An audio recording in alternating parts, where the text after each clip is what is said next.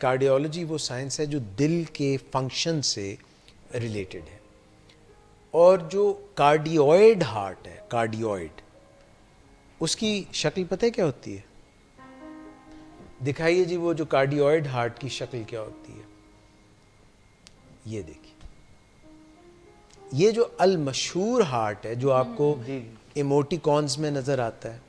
یہ آپ کو ویلنٹائنز ڈے پہ نظر آتا ہے، وہ کیا کہتے ہیں، یہ ہٹ دل ہے، یہ جو دل ہٹ ہو جاتا ہے، کبھی کبھی ایک دور سے آتا ہے اڑتا ہوا تیر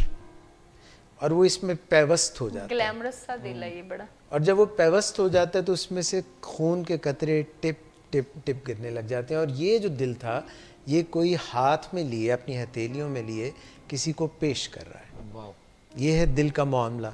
یہ ہے دل کا تحفہ۔ تو یہ جو دل کا لین دین ہے، اور یہ جو دل سے سوچنا ہے اور دل پہ اثر ہو گیا، اور میں کسی کو دل دے بیٹھا اور میں نے کسی کا دل لے لیا، یہ تو کوئی بیوپار لگتا ہے، یہ محبت کا بیوپار ہے۔ تو ایک طرف تو دل کے متعلق ہم یہ سمجھ رہے ہیں کہ جتنی بھی واردات قلب ہیں،